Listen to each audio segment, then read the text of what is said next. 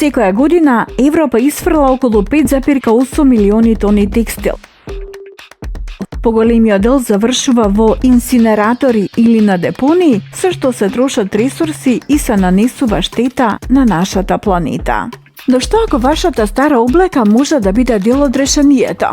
Што ако може да создава нови работни места, да ја поддржи локалната економија и да изгради позелена иднина? Да погледнеме како една иницијатива го прави тоа возможно во Северна Македонија.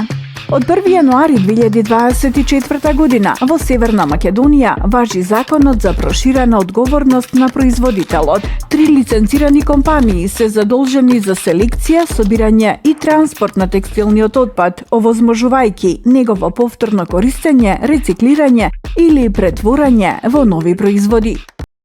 Ти инвестираат во специјализирани контейнери, спроведуваат едукативни програми во училиштата и водат медиумски кампањи, за да ја подигнат јавната свест дека текстилниот отпад е вреден ресурс. Резултатот? Нови, инклузивни и одржливи работни места во сортирање, логистика и едукација. Ова не се само работни места, ова се можности, особено за луѓе кои често се соочуваат со бариери при вработување млади, мигранти и лица со попреченост.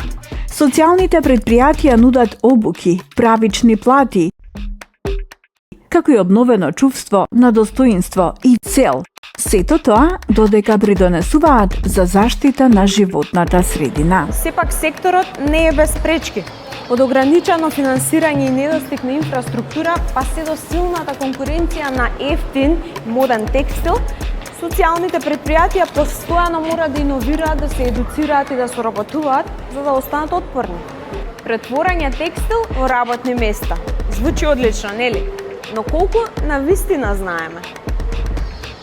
Колку работни места просечно создава едно социјално предпријатие на 1000 тони собран текстил? Од 20 до 35, од 30 до 45, од 50 до 65.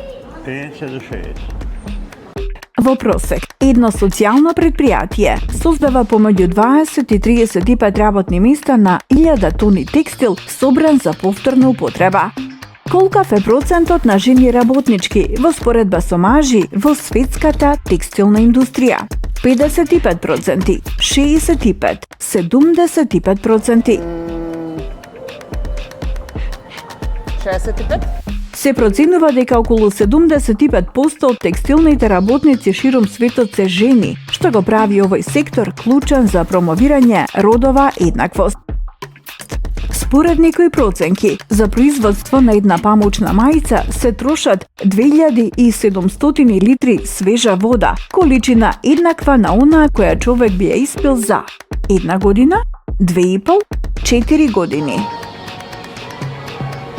1 година. Производството на текстил бара големи количини вода, како и земјиште за производство на памук и други влакна. Колку пластични микровлакна завршуваат во океаните секоја година? 50.000 тони, 500.000 тони, 1 милион тони. Средно 500.000 тони. Сигурно многу. Помеѓу 200 и 500.000 тони микропластика од текстил завршуваат во морињата, еквивалентно на 50 милиарди пластични шишиња. Повик за акција. Сакате да направите разлика? Донирајте ја вашата облека за иницијативи за повторна употреба. Одберете половна облека. Поддржете политики што поттикнуваат циркуларни текстилни економии. Следи ја платформата за знаење. Заедно можеме да создадеме циркуларна економија што ги оснажнува луѓето и ја штити нашата планета. Следете го проектот Verde in Med и научете повеќе на нашите канали.